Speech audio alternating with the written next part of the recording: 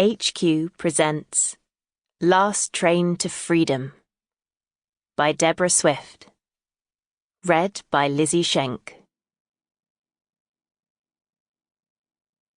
Chapter 1. Kaunas, Lithuania. June 1940. Zofia stirred the pot in the airless heat. The stew would never be eaten, but Zofia didn't know that yet. Unfinished things were already a part of her life, as they were for so many in wartime. The book half read where she would never know the ending. Her best crepe dress left hanging in the wardrobe in Warsaw for the concert that would never happen.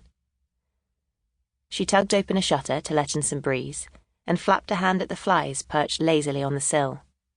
She paused to stare. There, in the distance, movement caught her eye. Beyond the white church spire, wavering in the heat, a cavalcade of ragged figures moved through a cloud of yellow dust. She swallowed, her stomach tightening. More refugees. Already there were too many sheltering from the sun on the steps of the library, and every day as she passed them on her way into work, she was glad to have been one of the early ones.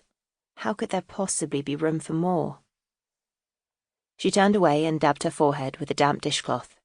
The upstairs kitchen was stifling, with a sort of dry heat that made her neck run with sweat.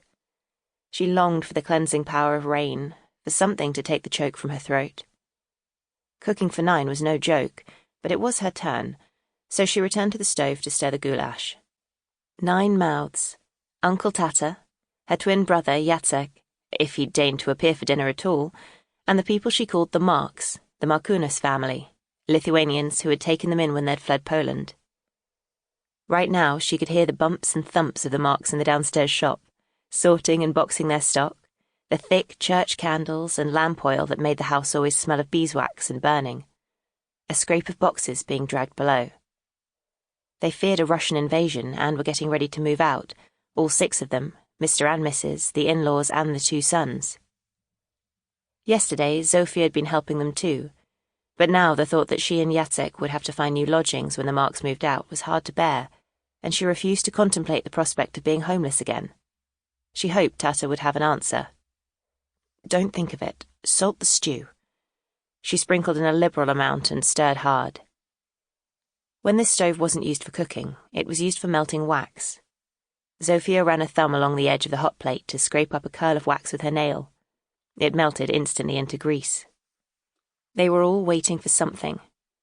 Everyone knew that the Russians were massed like a dark smudge just over the border, but no one knew what would happen, and the waiting made everyone brittle, ready to crack and break. The Marks, foolish or, who knows, wise, had unsettled everyone and decided to run. Zofia had had enough of running. It hadn't even been a year since they'd fled Poland. When the Nazis invaded, they'd come here to Lithuania. It would be safe, they thought. But now the influx of so many refugees from the border was a bad sign. People running away must be afraid of something. Zofia put a spoon back into the goulash and brought it to her mouth, huffing over it to take away the heat. The meat had to be cooked and spiced because the sun had already turned their ration rancid, and there was only so much kosher meat available. The taste of old beef and cloves was sharp on her tongue, so she spat the undercooked gristle onto the spoon and tipped it in the bin. She was glad when the Marks were downstairs in the shop. When they were up here, with a grand piano that took up half the space, there was no room to move. How in heaven's name they'd ever got it up here, she had no idea. Every house in Kaunas was the same, full to the brim of ragged Polish Jews like them, paying handsomely for the privilege. The 3 of them, the Kowalskis, were lucky to find a place, though the rent for such a tiny bedroom was exorbitant.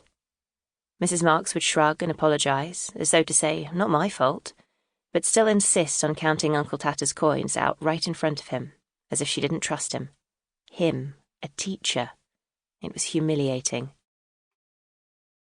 Zofia helped herself to a few chunks of potato from the bottom of the stew and put them in her bowl. These days you had to see to yourself first. She'd had to fight Jacek for her share of everything ever since they were toddlers, and heaven forbid she wasn't going to stop now. Jacek was the first back. Impatient as always, these days he could never be still, prowling round the room like a lost wolf. Is it ready yet? No, meat's still tough. Another 20 minutes. I'll have mine now. He grinned and reached to take the Sample complete. Ready to continue?